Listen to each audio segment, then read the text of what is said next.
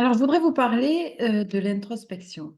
De l'introspection et surtout le fait que les personnes pensent que l'introspection, ça doit être rapide. Je peux vous dire que non. Je peux vous dire que non parce qu'il y a énormément de choses à mettre en place. Il y a énormément de choses à conscientiser. Il y a énormément de travail à faire sur soi. Il y a énormément de choses à changer en soi. Et on ne peut pas dire je vais faire de l'introspection comme ça pour histoire d'être à la mode, on va dire ça comme ça. Moi, il m'est arrivé, par exemple, de refuser des clientes parce que je les sentais pas prêtes, en fait, puisqu'elles étaient en attente de quelque chose. Il faut se dire aussi que voilà, quand on veut faire ce chemin-là, ce voyage-là de l'introspection, à ce moment-là, faut pas être dans l'attente d'une solution ou de quelque chose. Non, c'est un travail dans sa globalité, en fait. Et quand j'entends des personnes dire, alors oui, moi, j'ai ce problème-là, je veux le résoudre, etc., etc. Donc, un coach, il ne sert pas à ça, en fait. Alors oui, bien sûr, au démarrage, il y a un objectif. Il y a un objectif qu'on fixe, en fait. Mais cet objectif-là, il évolue avec ce travail d'introspection. En plus, moi, j'ai cette particularité de m'être appropriée, en fait, à ma manière de coacher. Parce que oui, j'ai des compétences, j'ai des outils, j'ai été formée, j'ai appris beaucoup de choses, mais je voulais rester en alignement avec qui j'étais, tout simplement. Et du coup, l'introspection se fait de manière progressive. Il y a surtout ce temps de digestion. En fait, quand on conscientise quelque chose, quand on est en train de changer un mécanisme, un schéma en nous, il faut attendre, enfin, il faut patienter en fait le temps de digérer l'information, de digérer tout ce qui nous est arrivé.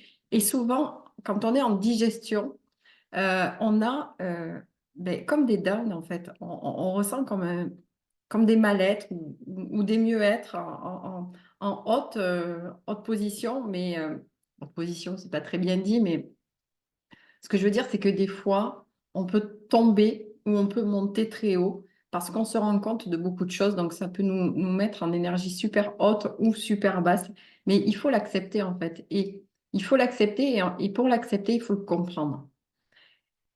C'est pour ça que les personnes qui se lancent en introspection avec un livre, avec des vidéos, etc., elles n'ont pas de suivi de ça. Et c'est là que il est important d'avoir un coach en accompagnement pour ce genre de situation. Parce que autant s'analyser, se comprendre, aller chercher les choses, c'est OK. On peut peut-être faire ça tout seul. Et encore que, parce qu'il y a un chemin à prendre et il ne faut pas sauter les étapes. Mais on peut y arriver. Par contre, les ressentis à chaque fois, ces fameux moments de digestion où on va prendre les informations, où on va avoir des émotions intenses, etc., un cheminement qui est compliqué, qui est long aussi. Si on n'est pas accompagné, on peut passer à côté de beaucoup de choses et surtout pas arriver au bout et s'arrêter avant. S'arrêter avant qu'il y ait ce fameux déclic. Alors, l'introspection, c'est toute une vie. C'est-à-dire que quand on commence, en général, c'est toute sa vie. Pourquoi? Parce que on change, on a des schémas qui se transforment, etc. Donc, du coup, il faut toujours aller au-delà, il faut toujours aller se chercher, il faut toujours aller remettre les objectifs en place, etc., etc. Et c'est pour ça que moi, dans mes accompagnements, j'ai l'accompagnement propre et après, je suis la personne pendant X mois après, parce que je trouve que c'est important. Mais ce que je veux dire, c'est que prenez le temps, en fait. Prenez le temps quand ça va trop vite. Et je prends souvent le régime. Le régime, il y a beaucoup de personnes qui sont en surpoids, et j'y suis passée, donc je sais ce que c'est, euh, qui vont faire un régime et qui vont attendre, être dans l'attente de perdre du poids, et du coup, qui vont être sur la balance tous les jours.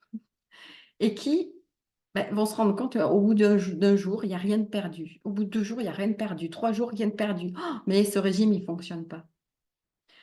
Alors, soit tu vas perdre vite et du coup, c'est trop vite en fait. Et du coup, quand tu vas arrêter, tu vas reprendre. Soit c'est trop lent, trop long et du coup, tu vas t'arrêter parce que c'est trop long, ça fonctionne pas. Et à ce moment-là, tu arrêtes tout. Du coup, tu maigris pas et tu reprends même du poids derrière parce que tu es en frustration, parce que ça n'a pas fonctionné. L'introspection, c'est pareil. Il faut aller au rythme de chacun. Chaque personne est différente. Donc, chaque personne va fonctionner différemment, va avoir son rythme d'introspection, de prise de conscience, de déclic, de digestion, etc., etc. Et si il y a des coachs, c'est pour ça. C'est ça qui est important dans l'introspection. Vous pouvez faire de l'introspection seul, comme je vous ai dit tout à l'heure, avec des vidéos, avec des livres, mais il faut se sentir concerné quand même. Et quoi de mieux que d'avoir un chemin tracé par un professionnel qui va vous faire comprendre euh, où est-ce que vous devez aller, dans quelle direction vous devez aller, et surtout, quelles questions vous poser en fait. Parce que, encore une fois, on est tous différents. Voilà ce que je voulais dire sur l'introspection et sur le fait surtout qu'il faut prendre son temps et qu'il faut accepter ça.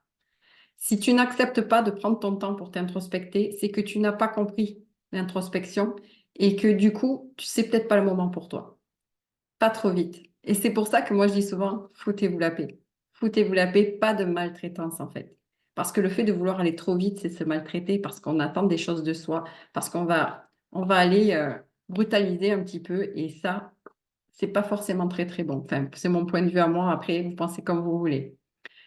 Voilà, bah écoutez, si vous avez aimé, vous levez le pouce. Si vous avez des commentaires en réaction, vous n'hésitez pas. Et puis, ben, si tout ce que je dis vous intéresse à ce moment-là, n'hésitez pas à vous abonner pour ne louper aucune de mes vidéos. En attendant, je vous souhaite une belle journée ou une belle soirée ou un beau week-end, suivant quand est-ce que vous allez me regarder.